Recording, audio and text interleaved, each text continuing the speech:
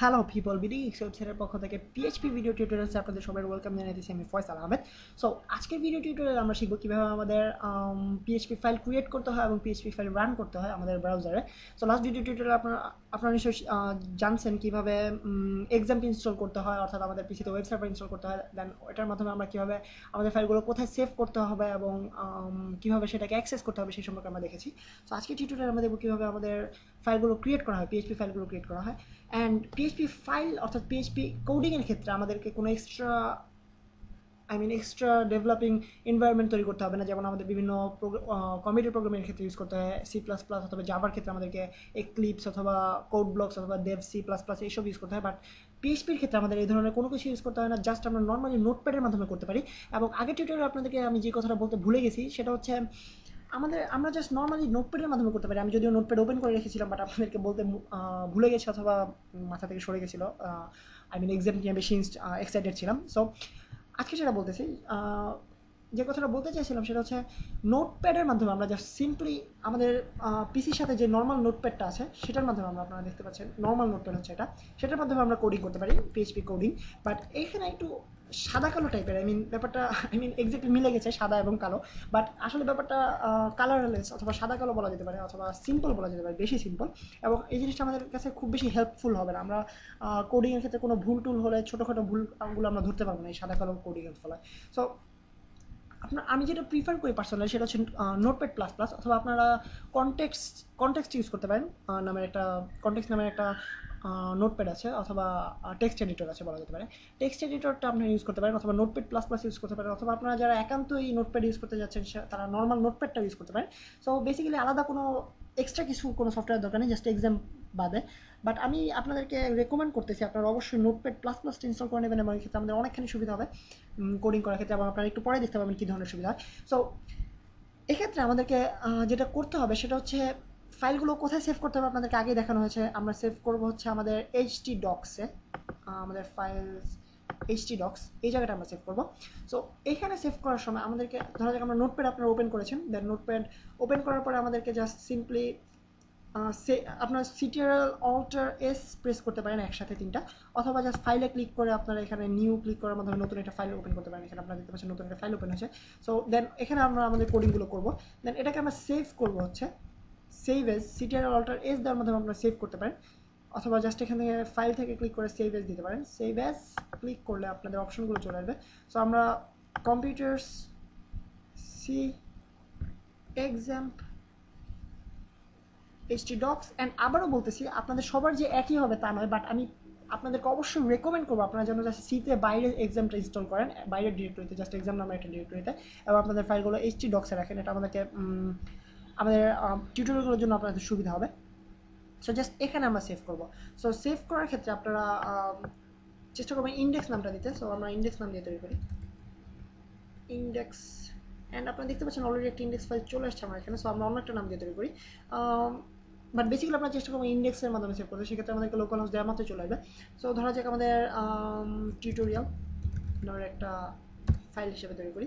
And অবশ্যই এই জিনিসটা করতে অবশ্যই ভুলবেন না, সেটা হচ্ছে নেম, এখানে এই সিলেক্ট বাটনে ক্লিক করে অথবা এই ড্রপডাউন মেনুতে ক্লিক করে আপনি এখান থেকে পিএইচপি টাইপ অফ ফাইল হিসেবে সেভ করবেন আপনার পিসিতে। আপনারা দেখতে পাচ্ছেন পিএইচপি হাইপারটেক্সট প্রিপ্রসেসর ফাইল। সো এই এক্সটেনশন হিসাবে সেভ করতে হবে, জাস্ট নর্মাল টিএক্সটি এক্সটেনশন হিসাবে সেভ করলে পিএইচপি ফাইল হিসেবে কাজ করবে না কোডটা, ফাইলটা। সো আমরা পিএইচপি হিসেবে সেভ করবো, টিউটোরিয়াল ডট পিএইচপি, সব ঠিক আছে, দেন সেভ। আমাদের ফাইল সেভ হয়ে গেল। এখন আমরা যদি আমাদের পিএইচপি ফাইল ক্রিয়েট করা শুরু করি, সেক্ষেত্রে আপনারা দেখতে পাবেন আমাদের নোটপ্যাড প্লাস প্লাস অথবা এক্সট্রা কোনো টেক্সট এডিটর ইউজ করার সুবিধা কি আদার দেন নোটপ্যাড, শুধু নর্মাল নোটপ্যাডটা ইউজ করার চাইতে। সো আপনার প্রথমে আমাদেরকে করতে হবে একটা লেস দেন মার্ক, দেন কোয়েশ্চেন মার্ক, দেন পিএইচপি এই লেখাটা লিখতে হবে, দেন একটা গ্রেটার দেন মার্ক, অ্যান্ড তার আগে একটা কোয়েশ্চেন মার্ক। বাট যেটা আমাদের বেসিক জিনিস সেটা হচ্ছে আমাদেরকে সব কোডিং, আমরা যত পিএইচপি কোডিং করবো, অর্থাৎ আমাদের ব্রাউজারকে ইন্টারেক্টিভ করার জন্য, ডাইনামিক করার জন্য, অথবা সার্ভারের সাথে কানেক্ট করার জন্য সব ধরনের কোডগুলো আমাদের যাবে এই দুটো জিনিসের ভিতরে, অর্থাৎ পিএইচপি লেখাটার পরে এবং এই কোয়েশ্চেন মার্ক, এই কোয়েশ্চেন মার্ক এবং গ্রেটার দেন চিহ্নটার আগে মধ্যে, অর্থাৎ এই দুটো এই মার্ক দুটোর ভিতরে আমাদের সব কোডিং থাকবে, সব যত কোডিং করবো আমরা পিএইচপি সব কোডিং এখানে থাকবে।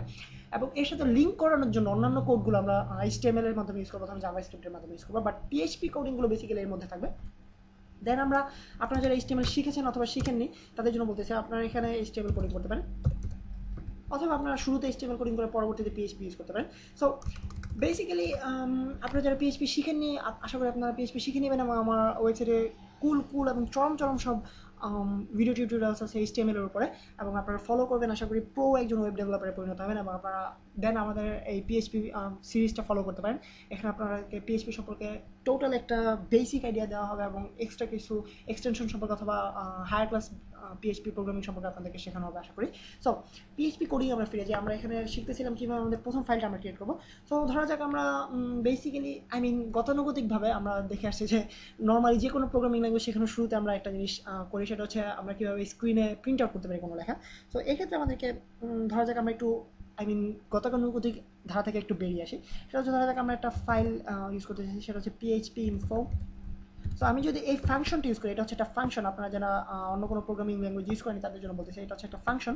সো এই ফাংশনটা যদি আমি কল করি, এটা হচ্ছে একটা পিএইচপি ইনফো ফাংশন, এটা একটা বিল্ট ইন ফাংশন, অর্থাৎ পিএইচপি সিস্টেম অটোমেটিক্যালি, আমাদের ব্রাউজার অটোমেটিক্যালি এটা বুঝতে পারবে যে এটার মাধ্যমে কী করতে হবে, আমাদেরকে আলাদাভাবে বলে দিতে হবে না যে এই ফাংশনের মাধ্যমে কী করতে হবে। আমরা বেসিক্যালি জানি অন্যান্য প্রোগ্রামিংয়ের ক্ষেত্রে আমরা ফাংশন তৈরি করে ওই ফাংশনটাকে বলে দিতে হয় যে এই ফাংশনের মাধ্যমে তুমি এটা করবা, প্রোগ্রামকে বলে দিতে হয়। বাট এই ক্ষেত্রে এটা একটা বিল্ট ইন ফাংশন, এবং পিএইচপির এটা খুব হিউজ একটা সুবিধা, সেটা হচ্ছে আমরা শুধুমাত্র অনেক বিল্ট ইন ফাংশন ইউজ করে আমরা আমাদের পিএইচপি প্রোগ্রামগুলো তৈরি করতে পারি। আমাদেরকে আলাদাভাবে ফাংশন ডিক্লেয়ার করতে হয় না অথবা ক্রিয়েট করতে হয় না। সো আমরা যদি ফাইলটাকে সেভ করি, দেন আমাদের ব্রাউজারে যদি রিলোড করি আমাদের পেজটা, আপনারা দেখতে পাবেন কীভাবে আমরা অ্যাক্সেস করি। সেটা হচ্ছে আপনাদেরকে আগেই বলা হচ্ছে লোকাল হোস্ট, দেন htdocs লেখা লাগবে না, জাস্ট সিম্পলি আমরা লিখবো আমাদের file name tutorial.php। So inter দেওয়া মাত্র আপনারা দেখতে পাবেন আমরা আমাদের পিএইচপি ইনফো ফাংশনটাকে কল করেছি, এবং পিএইচপি ইনফো ফাংশনটার বেসিক কাজ হচ্ছে এই পেজটাকে নিয়ে আসা। এখানে আমাদের পিএইচপি সার্ভার সম্পর্কে অনেক ইনফরমেশন আছে, অনেক ইনফরমেশন আছে। সো এটা হচ্ছে আমাদের বেসিক্যালি পিএইচপি ফাইল, এবং আমরা পিএইচপি ফাইলটাকে কীভাবে কল করা হয় অথবা পিএইচপি ফাইলটাকে কীভাবে ইউজ করা হয় সেটা আমরা দেখলাম। দেন আমরা আজকে এবং আমরা গতানুগতিক ধারায় ফিরে যাই। সো সেটা হচ্ছে আমরা দেখবো কীভাবে স্ক্রিনে কোনো কিছু প্রিন্ট আউট করা যায়। সো এক্ষেত্রে দুইটা কনটেক্সট ইউজ করা অথবা দুটো সিনট্যাক্স বলা যেতে পারে, দুটো সিনট্যাক্স ইউজ করা হয় পিএইচপিতে। একটা হচ্ছে একো, আরেকটা হচ্ছে just print. So print basically একো জিনিসটা হচ্ছে আমাদের কোনো প্রোগ্রামাররা বলে যে একো এর মাধ্যমে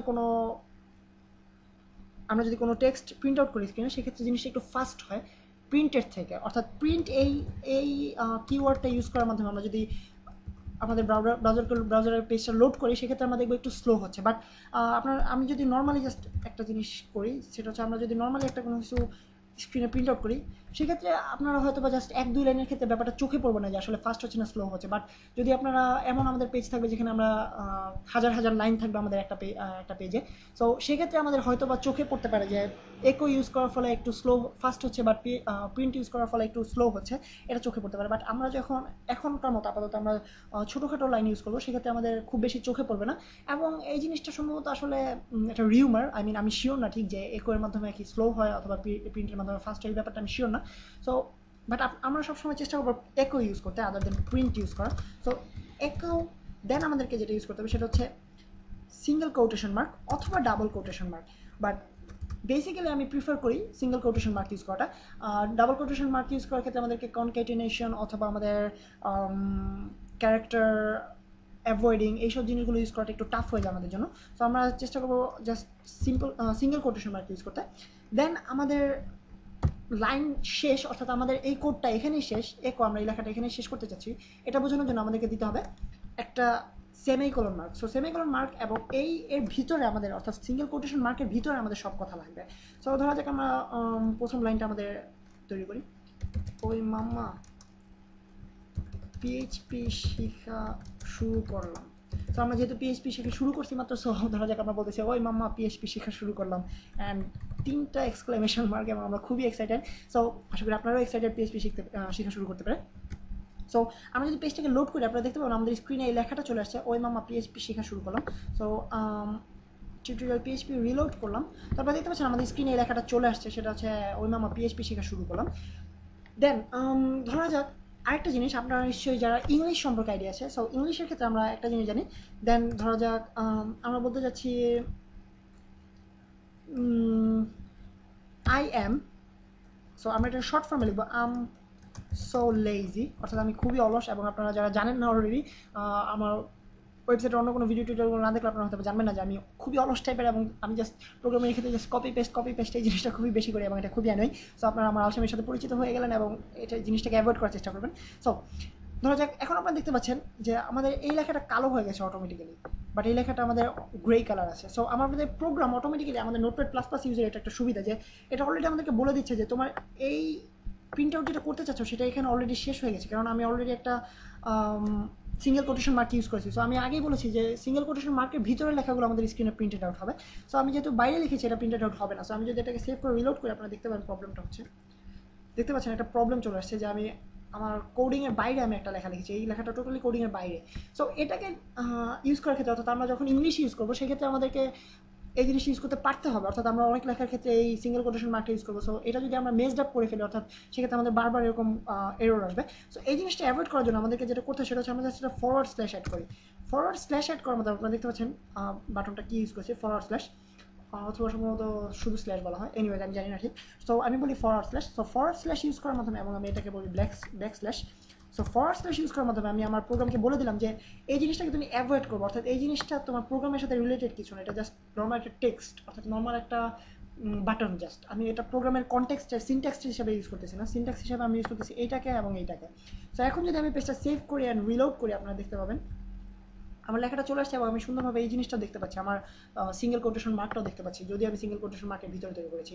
সো আজকে বেসিক্যালি এ পর্যন্ত, এবং আমরা কীভাবে পিএইচপি ফাইল সেভ করতে হয় সেটা রান করতে হয়, এবং কীভাবে আমরা আমাদের কোনো টেক্সট আমরা স্ক্রিনে প্রিন্ট আউট করতে পারি সেই সম্পর্কে জানলাম। এবং নেক্সট ভিডিও টিউটোরিয়াল আপনাদের সাথে আবারও দেখা হবে আশা করি। সেই পর্যন্ত আমি সাইন অফ করতেছি। Faisal Ahmed from BD gigs.